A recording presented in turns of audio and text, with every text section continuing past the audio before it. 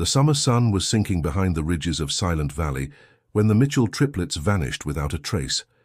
Emily, Sarah, and Hannah, three identical sisters known for their laughter that carried through the quiet streets of town, walked into the woods on what seemed like an ordinary afternoon. They never returned. Their disappearance scarred a community, tore a family apart, and left behind a mystery that refused to fade. For a decade, the valley whispered with rumors, and the case sat cold, locked away in dusty police files. But 10 years later, a piece of footage emerged that defied every explanation. A hiker flying his drone above the dense tree line captured something chilling. Three figures identical in build and movement walking deep into the forest before vanishing into a curtain of fog. The internet exploded with speculation. Were the Mitchell sisters alive after all this time, or was Silent Valley hiding something far darker? Before diving into this haunting journey, if you want to follow stories that unravel forgotten mysteries and challenge what we think we know, make sure to subscribe to the channel. Every case we uncover brings us closer to truths that many would prefer to leave buried. Jack Reynolds had spent his career chasing stories others abandoned. At 35, he wasn't the type to let go of a thread once it snagged his curiosity. He had covered political scandals in Washington, corruption cases in Portland, and environmental battles in Montana. But this case, the missing triplets of Silent Valley, was different. It wasn't just a headline to him. Jack remembered the original story breaking when he was fresh out of college, a young reporter searching for purpose. Something about three sisters disappearing on American soil without evidence or witnesses unsettled him in a way that lingered for years. When the drone footage went viral, Jack's editor dismissed it as another internet sensation. "People see what they want to see," the editor told him over the phone, his voice heavy with skepticism. But Jack couldn't shake the image of those figures in the mist. They moved in eerie synchronization, almost as if tethered by some invisible force. Whether it was the sisters or not, the valley held answers that had evaded law enforcement and journalists for too long. The deeper Jack read into the case, the more contradictions he uncovered. Police reports contradicted eyewitness testimonies. The sheriff's office claimed exhaustive searches had been conducted, yet maps showed areas left untouched. Locals whispered about the valley as if it carried a curse, their voices dropping when the subject arose. And then there was the family, Linda and Robert Mitchell, once the proud parents of three bright daughters, now divorced and living in different corners of the state, each harboring their own bitterness about the past. Jack knew investigating meant stepping into a place where outsiders weren't welcome. Silent Valley was small, rural, and protective of its secrets. Outsiders who asked too many questions rarely stayed long, but he had made up his mind. He booked a flight, packed his notebooks, recorder, and camera, and told his editor he was taking vacation time. If the paper wouldn't back him, he would chase this lead on his own. On the night before leaving, Jack sat at his desk staring at the drone footage again, the figures flickering in grainy resolution. He slowed the playback, freezing on the frame where the three silhouettes paused, side by side, at the edge of the fog. The resemblance was undeniable. He whispered their names under his breath, Emily, Sarah, Hannah, as if speaking them aloud could summon the truth from the silence. The valley was waiting, and Jack knew the next step would change everything. Tomorrow, he would drive into Silent Valley, a place where the past had never died, and where three missing sisters still walked in shadows. Jack's rental car wound its way along Highway 26, the road narrowing as it cut through northern Oregon's ever-thickening forests. Towering Douglas firs flanked both sides, their branches heavy with moss, filtering the late afternoon light into a green haze. Silent Valley sat tucked beyond those ridges, its reputation built as much on its natural beauty as on the unspoken tragedies that clung to it like fog. Jack could feel the shift in atmosphere as the miles passed. The world outside seemed to hold its breath. The town itself appeared without warning, a scattering of weathered houses, diners with neon signs buzzing faintly, and a gas station that looked decades old. An American flag drooped lazily on a front porch, and the old mill tower stood abandoned in the distance, a reminder of when logging had kept Silent Valley alive. Now the economy leaned on fishing, a trickle of tourism, and the stubbornness of families who had lived here for generations. Jack parked near the diner and stepped out. The air was sharp with the scent of pine and damp earth. He drew his jacket tighter as eyes followed him. Farmers on their way home, 2 men smoking outside the hardware store, and a teenager leaning against a pickup truck. Their stares weren't hostile, not exactly, but heavy with suspicion. In towns like this, strangers were questions waiting to be answered. Inside the diner, the bell above the door jingled, and the warmth of frying bacon and brewed coffee wrapped around him. A waitress with graying hair, name tag reading Marlene, approached with a practiced smile that didn't quite reach her eyes. "Coffee?" she asked, her voice brisk. "Please," Jack replied, sliding into a booth near the window, "and maybe some pie if you've got it." She scribbled on her notepad, gave a nod, and walked away. Jack noticed how conversations around the diner had quieted when he entered. A couple in their 40s lowered their voices. A man at the counter glanced over his shoulder twice. Jack pulled out his notebook, pretending to jot thoughts, but really he was taking in the silence that wrapped around him. Silent Valley lived up to its name. When Marlene returned, she placed the coffee and a slice of cherry pie in front of him. "Passing through?" she asked casually, though her eyes searched his face. "Not exactly," Jack said. "I'm here to learn more about the Mitchell sisters." The fork paused halfway to her tray, her lips pressed tight before she set it down. "People around here don't talk much about that." "Maybe they should," Jack countered gently. "Sometimes silence hides the truth." Her gaze hardened for a moment, then softened with weariness. "Some truths don't change a thing. Eat your pie, honey." "That's the only advice I'll give." She walked away before he could respond. Jack's pen hovered over the page. Resistance. Exactly as he expected. Still, even silence told a story. Later that evening, he strolled through the narrow streets, noticing how quickly dusk settled in the valley. Porch lights flickered on, dogs barked from fenced yards, and the sound of a river carried faintly through the air. He stopped at a bulletin board outside the grocery store. Among flyers for church picnics and fishing gear, an old, yellowing poster caught his eye, the Mitchell triplets' faces smiling identically. Above the words still missing, "Any information helps." A chill prickled down his spine. "Don't waste your time." Jack turned. An older man in a flannel jacket stood nearby, his hands shoved deep into his pockets. His eyes, pale and sharp, lingered on the poster. "You knew them?" Jack asked carefully. The man shook his head. "Everybody knew them. But this town, it doesn't like outsiders digging in wounds that never healed." He hesitated before adding, "Be careful where you step." "The valley doesn't forget." Before Jack could press him for more, the man walked off into the shadows. As night deepened, Jack realized Silent Valley wasn't just a location. It was a presence, one that guarded its secrets fiercely. And every glance, every hushed word told him he was already being watched. The next morning, Jack sat at the library scrolling through archived newspapers and old police bulletins. Headlines from 10 years ago filled the screen. 3 sisters vanish in Silent Valley. The photographs showed 3 identical smiles beneath identical waves of chestnut hair. Emily, Sarah, and Hannah Mitchell. They looked so alive in those images, unaware their faces would soon become synonymous with mystery. Through witness accounts preserved in the reports, Jack began piecing together the triplets' final known hours. It was a Saturday in late June, a rare break from Oregon's rain. The sisters left their family home around noon, carrying small backpacks, sandwiches wrapped in foil, and a plan to hike up Maple Ridge Trail. Locals remembered seeing them walk through town, laughing, their voices blending in harmony like always. Emily, the eldest by minutes, was the one with the map in her hand.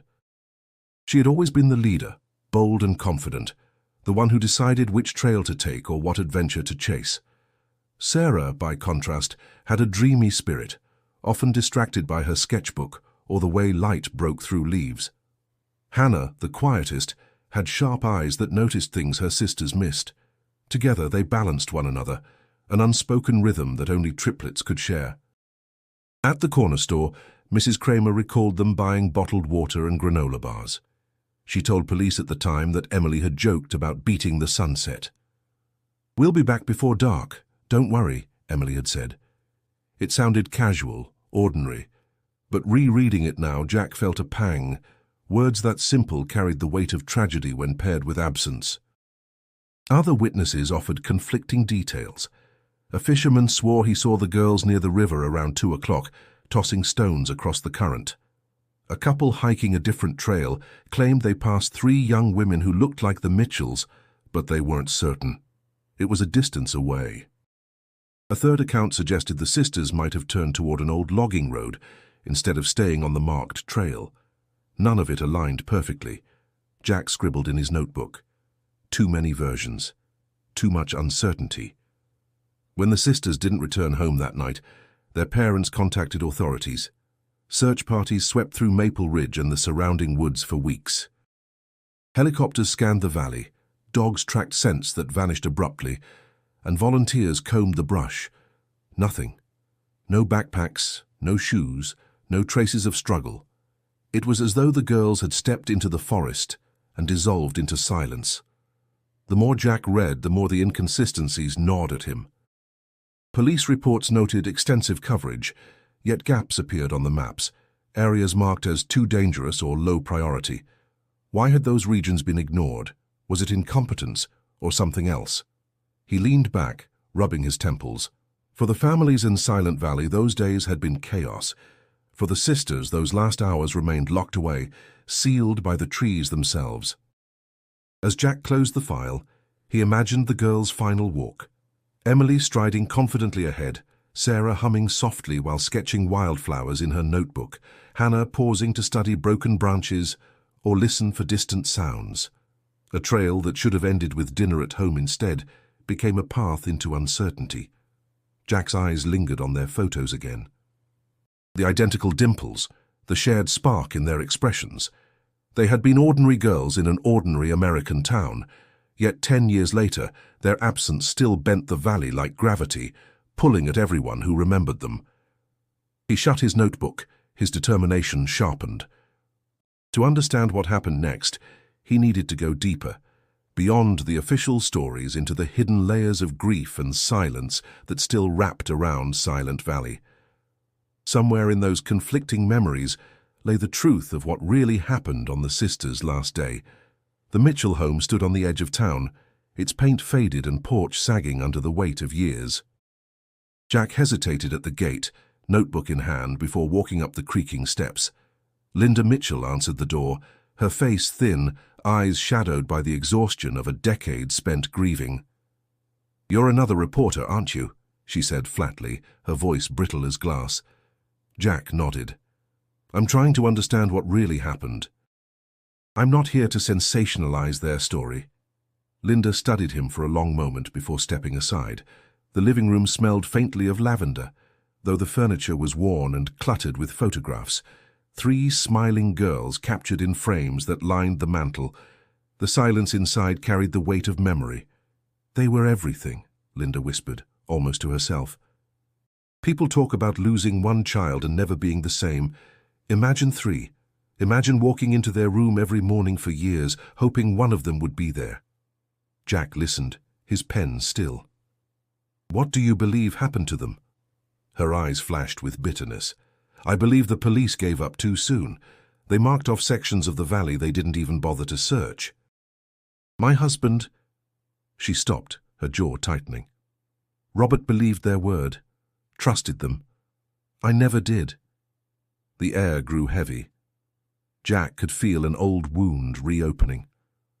Later that afternoon, he found Robert Mitchell living alone in a small apartment above a mechanic's garage. Robert's face was rugged, lined from years of labor, but his posture slumped with a man defeated by life. When Jack introduced himself, Robert shrugged. "Linda sent you? Figures?" "No," Jack said carefully. "I want your perspective. People remember things differently. That matters." Robert cracked a humorless smile. "Perspective. That's a nice word for blame." He gestured toward a chair. "Sit." The walls were bare except for a single framed photo of the triplets at age 10, wearing matching Halloween costumes. Robert stared at it as he spoke. I told them it was fine to hike that trail. Emily was always responsible. I thought... His voice faltered and he rubbed his temples. I thought they'd be safe. Their mother never forgave me for that. She blames you, Jack asked quietly. Robert's laugh was hollow. Blames me for everything. Says I let them go, that I trusted the sheriff too much, that I sat back while our daughters disappeared. Truth is, Linda needed someone to hate, and I was right there. Jack leaned forward. And what do you believe? Robert's eyes narrowed. I believe the valley swallows things. People, truth, hope. I believe the sheriff knows more than he ever admitted, and I believe I've been paying for one decision every day since. The bitterness in his voice carried not just anger, but deep self-reproach. Jack recognized it.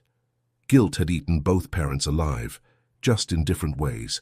Linda turned hers outward, Robert inward. As Jack left Robert's apartment, the mechanic downstairs looked up from under a hood. You're stirring up old ghosts, he said, wiping grease from his hands. Maybe those ghosts deserve light, Jack replied. Walking back into the cool evening air, Jack felt the fracture between Linda and Robert press on him like a weight. The tragedy hadn't just stolen their daughters, it had dismantled everything they once were. Their home, their marriage, their peace. And in that brokenness, Jack sensed a truth. The triplets' disappearance wasn't just a mystery of the valley. It was a wound that never healed, one that divided everyone it touched.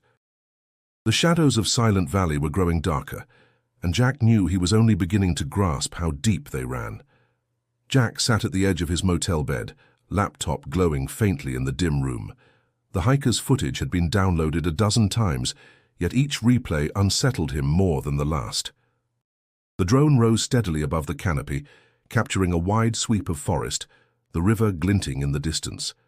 Then, almost by chance, the camera tilted down, catching three figures moving in unison along a clearing. Their pace was steady, their bodies eerily alike, their steps matching as if rehearsed. Jack paused at the exact moment the figures entered a haze of fog, drifting from the valley floor. He magnified the frame, pixelated though it was, three identical silhouettes. He whispered their names under his breath, Emily, Sarah, Hannah. The resemblance struck like a blow, impossible to ignore. He needed a second opinion. The next morning, Jack drove to Portland to meet an old contact, Evan Marks, a video technician who had worked with him on past investigations. Evan's office was cluttered with monitors, cables, and stacks of equipment. You always bring me the weird ones, Evan muttered, sliding the USB drive into his computer. He scrubbed through the footage with the precision of a surgeon. The resolution's rough, but I can run some stabilization. Jack leaned against the desk, arms crossed, watching the images sharpen slightly. Tell me what I'm looking at. Evan played the sequence again, frame by frame. Okay. No evidence of tampering. No cuts, no overlays, no compression artifacts that suggest editing. This is raw footage straight off the drone. He glanced at Jack. And those figures, yeah, they're real. Whatever the drone captured, it was there. So not a hoax, Jack pressed. Not unless someone staged three people out there intentionally. But even then... Evan rewound, pointing at the screen. See how they move? Same stride length, same rhythm, turning their heads at the same moment? That's not natural. People don't synchronize like that unless they've practiced. Or unless... He trailed off. Unless what? Unless they're the same. Jack frowned. You mean identical? Exactly. Evan zoomed in until the screen was a blur of pixels. I can't confirm faces. Too low res. But these aren't random hikers. Jack exhaled slowly, the weight of confirmation pressing on him. So the footage is genuine. Authentic, yes, Evan said, but whether it's the Mitchell sisters, that's a different question. Driving back towards Silent Valley, Jack's mind churned. Authentic footage meant the mystery wasn't buried in rumors. It had a living heartbeat. But what chilled him wasn't just the possibility that the sisters were alive. It was the unnatural precision of their movement, the way they seemed almost tethered together by something unseen. That night, Jack replayed Evan's words in his head. People don't synchronize like that. He thought back to the stories he had heard, the conflicting witness accounts, the trails left unsearched. What if the sisters had found somewhere else to go, somewhere no one wanted to admit existed? He closed his notebook after scribbling a final thought. The valley didn't let them go. It still has them. Outside the motel window, the valley's silence stretched endlessly. Jack couldn't shake the feeling that whatever the drone had captured wasn't just evidence. It was a message, one meant to draw him deeper into a place where truth was hidden in shadows, and tomorrow he would step directly into them. Jack spent the following day buried in the county archives, tucked inside a cramped office space behind the Silent Valley courthouse. The fluorescent lights hummed, and the air smelled faintly of mildew, as though the walls themselves had absorbed decades of silence. Stacks of brittle newspapers and boxes of sheriff's reports lined the shelves, waiting for anyone stubborn enough to unearth them. He skimmed article after article, headlines that blurred together: Hunter missing in 1979. Teenager disappears on way home from school 1986. Local woman never seen again 1992. Every few years someone vanished in or near Silent Valley. Most were written off as accidents, wild animals, river drownings, hiking missteps. But the pattern was unmistakable. Jack highlighted each year on a yellow notepad, the lines forming a grim timeline. "What are you looking for?" a voice asked. Jack glanced up. A clerk in his 20s stood in the doorway, arms crossed. His badge read Eric. "Disappearance reports," Jack said casually. "Seems this valley has a history." Eric's lips pressed thin. "You should be careful digging too deep. Folks here don't appreciate outsiders stirring up old ghosts." "I'm not here to stir," Jack replied evenly. "I'm here to understand." Eric shook his head, muttering, "Understanding won't make the valley kinder." Then he walked off, leaving Jack with the uneasy feeling of being both warned and dismissed. As night fell, Jack returned to the motel with boxes of notes. He spread them across the bed, marking connections with frantic energy. He circled names, drew arrows, underlined dates. The Mitchell sisters weren't the valley's only secret. They were part of a chain stretching back decades. A knock rattled his door. Jack froze, pen still in hand. Slowly, he opened it. No one stood outside, only the cool night air. But on the floor lay an envelope. He picked it up, heart pounding, and slid out its contents. Inside were photocopies of old sheriff's reports, ones he hadn't yet uncovered. Several pages bore handwritten notes in the margins: search stopped too early, witness statements ignored, check abandoned facility. Jack's pulse quickened. Someone in Silent Valley wanted him to see this. But who? And why? When he laid the papers down, he noticed something else. His notebooks had been moved. His pen, which he always left capped, lay uncapped beside the lamp. His chest tightened. Someone had been in his room. He paced the carpet, scanning the shadows, listening to the stillness. Nothing was stolen, yet the intrusion was clear, a message, subtle but sharp. "We're watching." Jack's thoughts tangled with fear and determination. Whoever had slipped him the documents wasn't the same as whoever had invaded his space. One was feeding him information, the other warning him away. The valley seemed to be split between those desperate for truth and those desperate to bury it. He sat on the edge of the bed, running his hand through his hair. A storm pressed against his ribs. Anger, curiosity, dread. He whispered aloud, "What are you hiding, Silent Valley?" The room gave no answer, only the hum of the old air conditioner. But Jack knew one thing for certain. The deeper he dug, the more the valley resisted. And if resistance was this strong, the truth must be buried under layers of fear no one dared disturb. He slid the envelope back into his bag, locked the door twice, and sat awake long into the night, waiting for morning. The valley had secrets, and someone had just invited him to uncover them. The morning air carried a damp chill as Jack walked toward the library, his mind heavy with the envelope left at his door. If someone was willing to risk slipping him those documents, Maybe he wasn't completely alone in this. Still, the violation of his room gnawed at him. Every glance over his shoulder felt heavier, every passerby a potential threat. Inside the library, the musty scent of old books mixed with the faint tang of lemon cleaner. Rows of shelves stood in orderly silence, broken only by the sound of pages turning. At a wooden desk near the back sat a woman, her auburn hair tied loosely, glasses sliding down her nose as she scribbled notes across a pad. She glanced up when Jack approached. "You're the reporter," she said before he could introduce himself. Jack raised a brow. "News travels fast here. In a place this small, it doesn't have far to go." She extended her hand. "Claire Whitman. I'm the librarian, and before you ask, I know more about Silent Valley's history than most want to admit." Her grip was firm, her gaze steady. Jack sat across from her, lowering his voice. "Then maybe you can help me. I'm piecing together the Mitchell sisters' disappearance. And I've found patterns." Claire's eyes flickered with something between curiosity and pain. "Patterns, yes. My cousin vanished here in 1997, 15 years old. Went to a bonfire, never came back. Police called it a runaway. I've never believed that." Jack leaned forward. "Why stay in a town that took so much from you? Because if I leave, her memory leaves too. Somebody has to keep track of what this place tries to erase." She tapped the stack of notebooks beside her. "Every article, every report, every obituary connected to disappearances, I've catalogued them. Not for the town, for me." Jack felt the faint spark of relief. For the first time since arriving, someone wasn't trying to push him away. "Then we might be able to help each other." Claire studied him for a long moment, then nodded. "But you need to understand. People here won't thank you for digging. They'll blame you for stirring trouble. Silent Valley thrives on silence.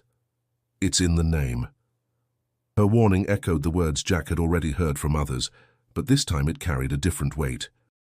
It wasn't meant to scare him off, but to prepare him. They spread their notes across the table. Claire's records aligned with Jack's findings.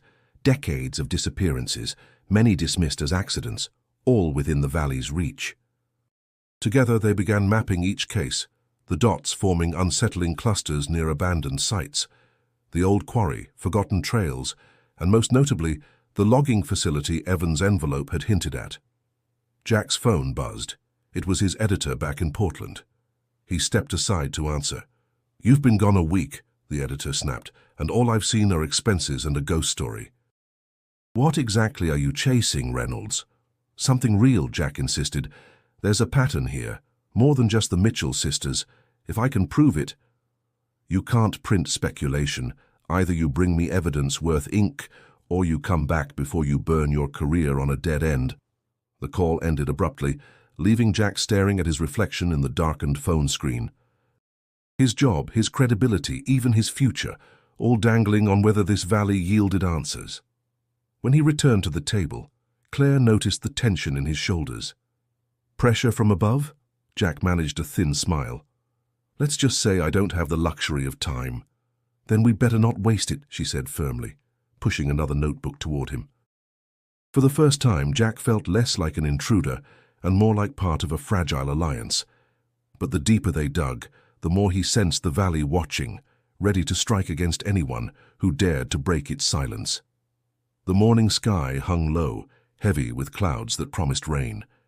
Jack tightened the straps of his backpack while Claire checked her map, the corners worn soft from use. The red circle she had drawn marked the location where the drone had captured the mysterious figures. "You're sure about this?" Claire asked, her tone steady but her eyes betraying unease. Jack nodded. The footage was no accident. If the sisters were seen anywhere, it was here.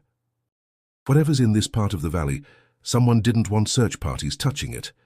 They set off along a narrow trail, branches scraping against their jackets as the forest closed in. Moss blanketed the trunks, and the air smelled of damp earth, sharp with pine. Every step sank into soft soil, muffling their movements. Silence hung so thick that even their breathing seemed too loud. Claire broke it first. "When my cousin disappeared, the police called it teenage rebellion, said she probably hitchhiked out of town, but she loved these woods. She would never have left." Her voice wavered. I don't know if finding answers about the Mitchells will bring peace, but maybe it'll mean no one else gets written off the same way. Jack glanced at her, recognizing the steel beneath her grief. Then we keep going, for her and for them. They climbed higher, following the faint remnants of an old logging road until the trees opened into a clearing. Scorched stones marked what had once been a fire pit. Broken glass glinted faintly in the soil, and scattered nearby, half buried beneath leaves, lay a pair of old sneakers, their fabric rotted from years in the elements. Jack crouched, brushing dirt away. The shoes were small, the laces frayed. These could have belonged to anyone, he said, though the words rang hollow. Claire's throat tightened. Or to one of them. The forest around them felt suddenly heavier, as though the valley itself was listening. Jack stood, slipping the shoes carefully into his pack. Every discovery here was fragile, proof that could too easily be dismissed. By mid-afternoon, the sky broke open, rain drumming against the canopy in relentless sheets. The trail grew slick, mud sucking at their boots. Claire's map blurred as water smudged the ink. "We need shelter," Jack said, scanning the trees. He spotted a cluster of boulders forming a shallow overhang. They ducked beneath, the storm roaring around them like an angry sea. Claire hugged her knees, her hair plastered to her face.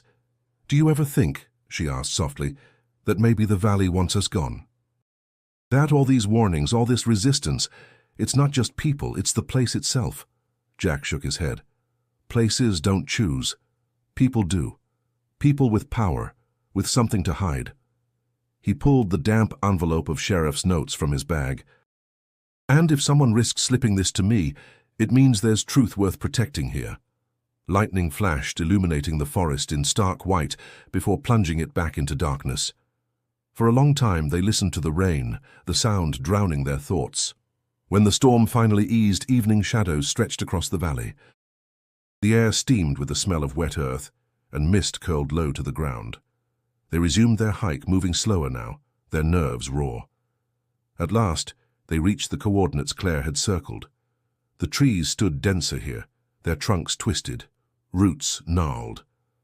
Jack felt the shift immediately. The valley's silence seemed sharper, oppressive. "Here," Claire whispered. "This is where the drone saw them." Jack scanned the fog-draped clearing, his pulse quickening. Whatever secrets the valley held, they were standing at its threshold. By the time Jack and Claire returned to town, the storm had washed the streets clean, leaving puddles that reflected the glow of neon signs. The diner's lights flickered in the distance, but Jack felt no appetite.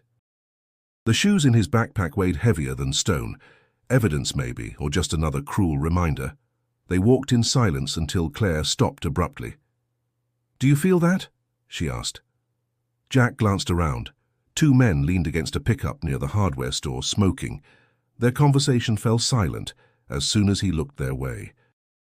An older woman watering her porch plants turned quickly, retreating inside. Curtains shifted in nearby houses. "They're watching," Claire muttered. Jack exhaled, steadying his nerves. "Then let them watch. We're not leaving." The next morning, Jack stepped into the sheriff's office. The building smelled faintly of old coffee and damp paper. Sheriff Daniels sat behind a cluttered desk, a broad man with thinning hair and a jaw set like stone. He didn't bother standing when Jack entered. "You must be Reynolds," Daniels said, his voice low and measured. "The reporter who thinks he's going to solve what 10 years of law enforcement couldn't." "I don't think that," Jack replied evenly. "I just want the truth." Daniels's eyes hardened. "The truth is the Mitchell sisters are gone. We searched every inch of that valley, nothing. What you're doing now isn't investigation. It's stirring wounds best left closed." Jack leaned forward slightly. "Then explain the drone footage. 3 identical figures, right where your searches supposedly covered." Daniels's lips pressed into a thin line. "Internet nonsense. You of all people should know how quickly things spread online. Don't mistake pixels for people." "Maybe," Jack said, refusing to look away. "But I've found records of other disappearances. Decades worth. This valley has more ghosts than you admit." For a moment Daniel's expression flickered, something between irritation and fear, but it vanished quickly. He stood, his voice firm. Let me give you some advice, Reynolds. Pack your things, go back to Portland. Leave this valley to those who live with it. Jack held his ground. And if I don't? The sheriff's gaze sharpened. Then you'll find Silent Valley isn't as welcoming as you think. When Jack left the station, Claire was waiting outside, her arms crossed. What did he say? That I should leave, Jack muttered. She gave a humorless laugh. That's what he tells everyone who asks too many questions. They walked down Main Street together, but everywhere they went, conversations quieted. A shopkeeper turned the sign to closed as they approached. A pair of teenagers whispered behind cupped hands. Even the air seemed heavier with suspicion. I grew up with these people, Claire said softly. They aren't bad. They're scared. Scared of what happens when silence breaks. Jack rubbed the back of his neck. Fear keeps secrets alive, but it also tells me we're close. Someone here knows more than they're saying. As night fell, they passed the diner again. Marlene, the waitress from Jack's first day, met his eyes through the window, her expression conflicted. She mouthed something he couldn't hear, then shook her head and turned away. Jack felt a chill crawl down his spine. Even those who want to talk are too afraid. Claire's voice dropped. That's how Silent Valley works. Whispers in shadows, warnings in stares. And if we keep pushing, the valley will push back harder. Jack tightened his grip on the strap of his bag. He could feel the weight of the town pressing in, suffocating yet revealing. Every cold glance, every half-spoken word wasn't just resistance, it was a signal. Beneath the silence, truths were trembling, waiting for someone reckless enough to drag them into the open. The motel room was dark, except for the dim glow of the desk lamp. Jack was reviewing his notes when a soft shuffle outside the door made him freeze. A shadow passed beneath the crack, then silence. He stood, heart hammering, and pulled the door open. The corridor was empty, except for a manila envelope lying on the floor. Jack snatched it up, shut the door, and tore it open. Inside were photocopied maps, missing person reports and photographs, grainy images of search parties, faded snapshots of families clutching signs, even blurred pictures of teenagers who had never returned home. But one map in particular stopped him cold. It marked an area deep in the valley, far from official search grids. A red circle highlighted a cluster of buildings labeled Abandoned Logging Facility. Claire arrived minutes later after his urgent call. She stepped inside, her eyes widening at the spread across the bed. "Where did you get this?" "Someone left it at my door," Jack said. His voice trembled with adrenaline. "They want me to see this." She scanned the documents quickly. This is damning. These files were never released. Whoever gave you this is risking a lot." Jack sat heavily on the bed, running a hand over his face. "But why now? Why me?" Claire hesitated before answering. "Because you're not from here. You're not bound by the same fear. Maybe they believe you'll actually do something with the truth." The words cut deep. Jack thought of the Mitchells' framed photos, of Linda's bitterness, of Robert's hollow guilt. Maybe Silent Valley was too paralyzed to break its silence from within. Maybe it needed an outsider willing to carry the burden. His phone buzzed. It was his editor again. "Reynolds," the man snapped, "you've been off the radar for days. Either you bring me something worth printing, or you're out." "No more ghost stories." Jack stared at the papers spread before him. "I have something," he said, "patterns, files, maps pointing to places never searched, and an abandoned facility connected to disappearances." "You think you have something," the editor barked. "I can't run, maybe. I need facts, names, proof." "Otherwise, stop burning my time."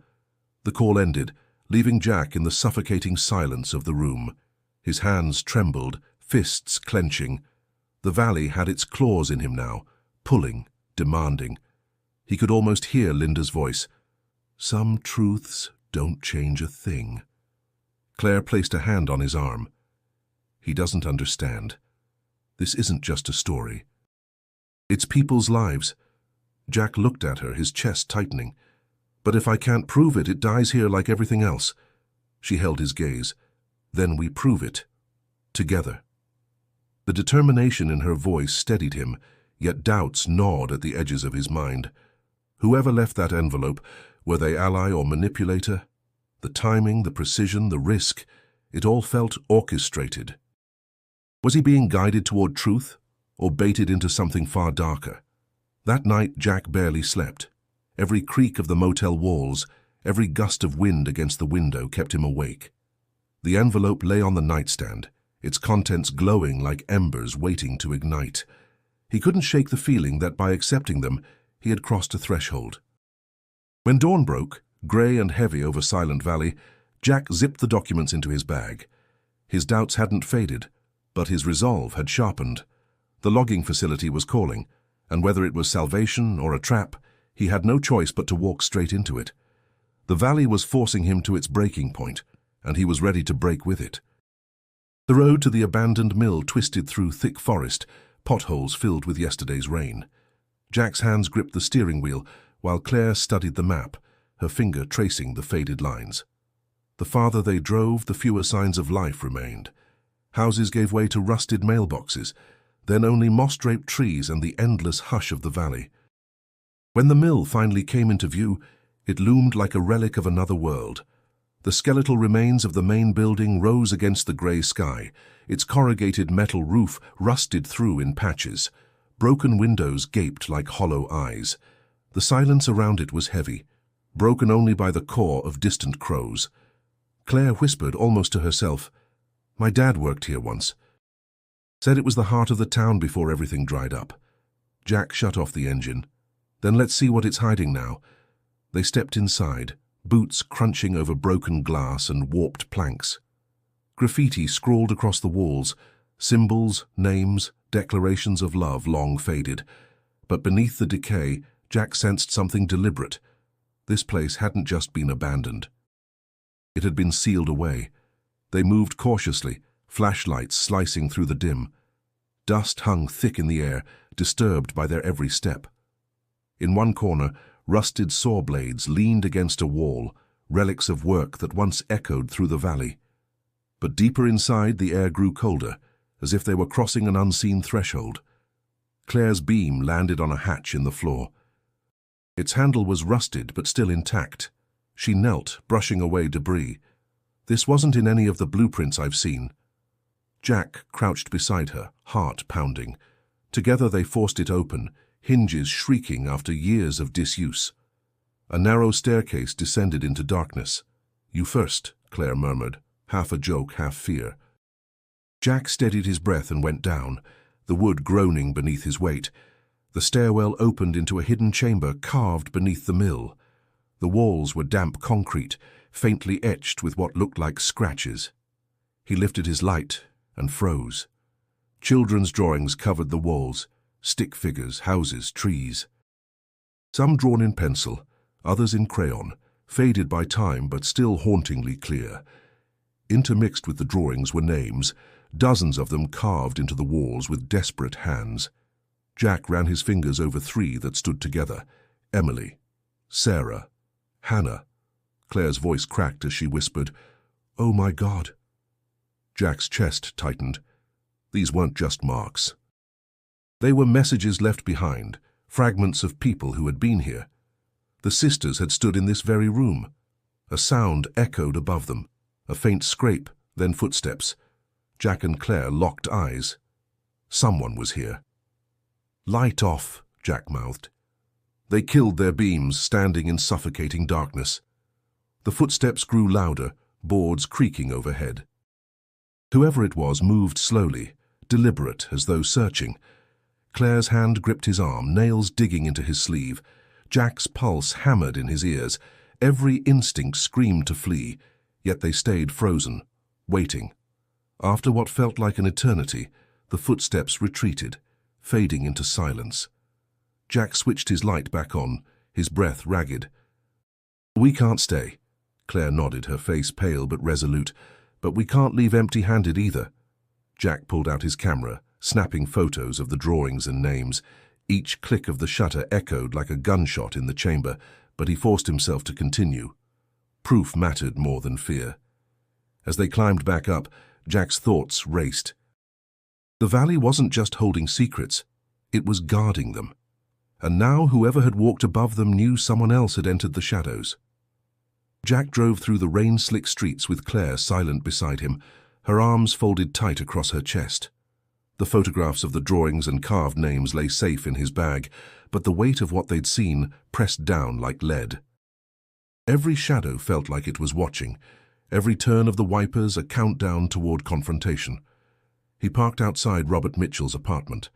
The dim light from the upstairs window glowed faintly, a beacon of solitude. Claire hesitated. "Are you sure about this? He's been carrying guilt for 10 years. If he knew about that place..." Jack tightened his jaw. "Then he needs to tell me why." Inside, Robert answered the door slowly, eyes bloodshot, the smell of whiskey faint on his clothes. He looked at Jack, then at Claire, and sighed. "I figured you'd come back sooner or later. Go on then, get it over with." They entered the cramped living room, the same photo of the girls still hanging on the wall. Jack didn't waste time. "We found something under the old mill. A chamber with drawings, names carved into the walls, your daughter's names." Robert's face drained of color. His hand gripped the arm of the chair until his knuckles whitened. "You weren't supposed to see that," he muttered. Claire leaned forward. "So you do know." Robert shook his head violently. "Not the whole truth. Just pieces." "Things I wish I'd never heard," his voice cracked. "When the mill shut down, some of us, workers, we knew people had gone missing near there before. Strange things no one wanted to explain. But the town needed jobs, needed silence. So we didn't talk. We told ourselves it was accidents, wanderers, bad luck. But deep down we knew something wasn't right." Jack's voice was sharp. "And when your daughters disappeared?" Robert's eyes glistened. "I begged Daniels to search the mill. He told me it was a waste of resources, said the place was unstable, dangerous, not worth risking lives for a rumor. And I..." He broke off, his shoulders sagging. "I listened. I trusted him. I thought maybe Linda was right, that I was too willing to accept what they fed me." Claire's voice was low, trembling with anger. "You worked there. You knew better. And you let it go." Robert looked at her with hollow eyes. "Do you think I haven't punished myself every day since? I hear their laughter in my sleep. I see their faces every time I close my eyes. I would have burned that valley to the ground if I thought it would bring them back. But all I had were dead ends, and a sheriff who told me to shut up before I destroyed myself." Jack leaned in, his tone steady but pressing. "Why would Daniels stop you? Why did the town cover this up?" Robert hesitated, staring at the bottle on the table as though it held answers. Finally he whispered, "Because Silent Valley runs on secrets. Always has. People disappear, people look away. It keeps the rest of us safe. Or so we tell ourselves. And I was a coward. I let silence bury my daughters." The confession hung in the air, raw and suffocating. Jack felt the man's shame seep into the walls. But beneath it all, something else lingered, a truth Robert hadn't spoken, something still chained inside him. "Robert," Jack said carefully, "if there's more, you need to tell me. You may be the only one who can." Robert closed his eyes, his chest heaving with the weight of a decade. For a moment Jack thought he would refuse, but then Robert whispered, "The valley doesn't just hide things. It takes them, and once it takes them, it never lets go." The words sent a chill through the room, leaving Jack with the sinking certainty that Silent Valley's grip was far stronger than he had imagined. Jack paced the motel room, the rain outside tapping against the window like restless fingers.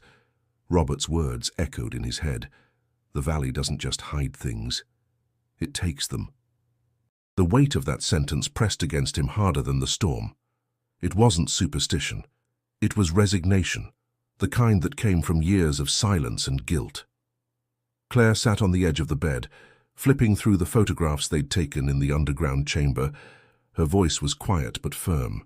"These drawings and the names carved into the wall, they're proof, Jack. Not of what happened exactly, but that people were there, that the sisters were there."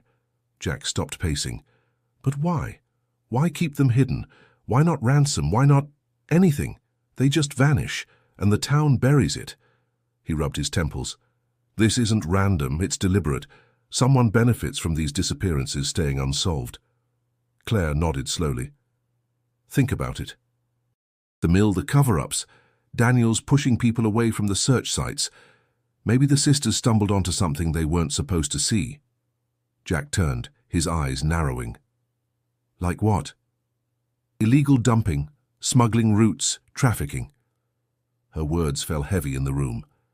Silent Valley's economy collapsed when the mill shut down. People got desperate. Desperate towns make desperate choices. Jack sat down across from her, his voice low.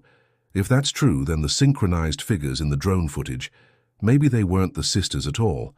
Maybe they were other women, taken, forced into something. But the way they moved... He shuddered. It was unnatural. Claire studied him carefully. Or maybe it was the sisters. After years of surviving together, maybe they became shadows of one another. Maybe the valley didn't take their lives. It took their freedom. The thought lodged in Jack's chest like a stone. He remembered Linda's broken voice, Robert's hollow confession. What if the girls hadn't died at all? What if they had been hidden, reshaped into something unrecognizable by time and control? He pulled the map from the envelope, tracing the red circle around the mill. Every piece of evidence points back here. The mill, the sheriff's warnings, Robert's fear.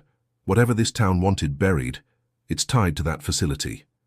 Claire frowned, her eyes clouded with doubt. But we don't have hard proof. Photos of drawings aren't enough. If we go public now, they'll call it conspiracy. They'll say we're seeing patterns where none exist. Jack leaned forward, determination sharpening his tone. Then we get proof. Something undeniable. Enough to make the sheriff, the town, the whole state listen. Claire hesitated. That means going back. Yes, Jack said. And digging deeper than anyone ever has. For a long moment silence stretched between them, filled only by the storm outside. Claire finally exhaled, her shoulders sinking. You know, once we cross that line, there's no coming back. If people here are complicit, if Daniels is protecting something, they won't just stand aside, they'll come after us. Jack's reply was steady. They already are. Her eyes searched his face and she saw the fire burning there. He wasn't chasing a story anymore. He was chasing justice, for the sisters, for her cousin, for every name carved into that wall. Claire closed the folder, her decision made. Then we don't stop. Not until the valley gives up its truth. Jack felt the storm inside him settle into grim resolve. The valley had taken too much, hidden too long. Now it was time to drag its secrets into the light, no matter the cost. Jack's article went live at dawn. He hadn't waited for permission from his editor. He uploaded it himself, attaching photographs of the underground chamber, the carved names, the timeline of decades-long disappearances. The headline blazed across screens, Silent Valley's dark pattern, a town built on secrets. By mid-morning, the town was already boiling. The diner's radio played snippets of national outlets picking up the story. Phones rang off the hook at the sheriff's office. Claire's library received threatening calls, accusing her of betraying her own people. Marlene, the waitress, wouldn't even meet Claire's eyes when she came in for coffee. Claire set the cup down with trembling hands. I knew they'd hate me for this, she whispered, but I thought maybe, just maybe, they'd feel relief, that someone finally said it out loud. Jack stirred his coffee absently, eyes scanning the newspaper where his words now stared back at him. Silence doesn't break clean, it shatters, and the first to swing the hammer always takes the hit. The door of the diner opened, and Sheriff Daniels strode in. His face was hard, but his eyes betrayed sleepless hours. He walked straight to Jack's booth. You've lit a fire you can't control, Daniels said, his voice sharp but hushed enough not to draw attention. FBI called me this morning. State police too, they're coming in, poking their noses everywhere. You think that helps this town? You think that helps those families? Jack met his glare evenly. What helps is truth. You had 10 years, more if you count the others. And what did you do? You shut doors. You told people to forget. Now the whole country is watching. That valley won't stay silent anymore. Daniels leaned closer, his jaw tightening. You have no idea what you've done. People here will never forgive you, And if you think the truth is some clean victory, you're a fool. Truth ruins. It destroys. And you just drag destruction into every house in Silent Valley.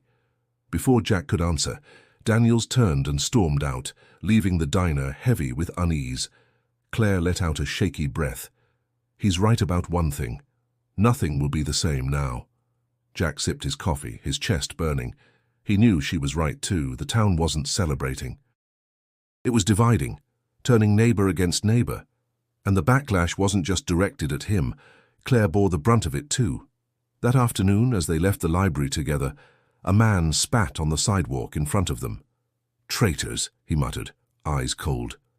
A woman across the street pulled her child closer, whispering harshly. Jack felt the hostility like a weight pressing on every step. Back at the motel, Claire sat on the bed, her shoulders slumped. "I didn't expect thanks, but I didn't think it would feel like this either, like I'm losing the only place I've ever known."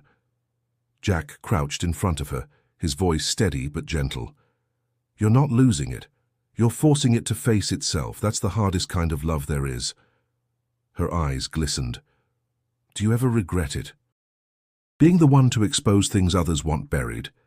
Jack thought of the countless stories he'd chased, the faces of people who had looked at him with both gratitude and resentment. Every time, and never once. That's the cost. Claire nodded slowly, wiping her eyes. She looked at him with a mix of gratitude and fear. "Then I'll pay it too." Outside, the valley stretched quiet under the weight of the storm he'd unleashed. Jack knew the fight wasn't over. It was only beginning. The truth was out, but truth alone had never been enough. The weeks that followed were a storm no one in Silent Valley could contain. National reporters descended on the town, cameras pointed at streets that had once only known quiet routines. The FBI opened a formal investigation, citing credible new evidence. State police combed the valley with fresh eyes, their vehicles parked where once only hunters and hikers had ventured. For the Mitchell family, it was both a reopening of wounds and a chance at something resembling closure. Linda appeared on television, her voice trembling but resolute, as she demanded accountability from the sheriff's department. Robert, though less visible, spoke quietly to Jack one evening, his face pale in the glow of a street lamp. "You gave them back their names," he said, his voice raw. "For 10 years people forgot they were real girls. Now everyone remembers. For that I thank you, even if the truth still tears me apart." Jack carried those words with him, though he knew the Mitchells would never truly heal. Truth didn't mend, it revealed, and sometimes revelation was the deepest cut. Claire bore the heaviest burden within the town itself. Neighbors crossed the street to avoid her. Old friends refused to answer her calls. Yet when she looked at Jack, she refused regret. "They'll hate me now," she said one night as they walked along the river. "But maybe one day, someone else will thank us. Maybe some family won't have to go through what mine did." Jack admired her resilience. In her, he saw a reflection of the same fire that had kept him chasing stories for years, even when it cost him more than it gave. When the FBI uncovered fresh evidence from beneath the old mill, personal items, traces of habitation, Silent Valley's silence finally cracked wide open. Daniels resigned under scrutiny, his career ending in disgrace. The town, forced into the national spotlight, could no longer bury its ghosts. Yet despite all the revelations, one truth remained uncertain: the sisters themselves. Were they still alive somewhere, shaped by the shadows of the valley? Or had the figures on the drone been something else entirely, people mistaken for the girls in a haze of hope? No body, no undeniable proof had surfaced. The mystery lingered like fog clinging to the treetops. Jack stood at the edge of the valley one last time before leaving, the mountains rising like solemn witnesses. The air smelled of rain and pine, the same as when he'd first arrived. Only now he carried with him the weight of what he had seen, and what it had cost. He thought of Linda's weary defiance, Robert's broken confession, Claire's courage against her own community, and of Emily, Sarah, and Hannah, 3 sisters who had vanished into the silence, yet still shaped every corner of this valley 10 years later. As he drove away, his recorder resting on the passenger seat, Jack whispered to himself, "Some stories never end. They just change shape." For those watching, for those listening, The story of Silent Valley was more than a tale of three missing girls. It was a reminder of what silence can protect and what it can destroy. If you've followed this journey, don't forget to subscribe to the channel. Every story we tell digs deeper into the mysteries hidden in plain sight, the ones that demand answers, no matter how much they resist. And if you want to keep uncovering truths that lie just beneath the surface, click on the next video appearing on your screen. Because Silent Valley is not the only place where silence hides secrets, and the next case may be even closer than you think.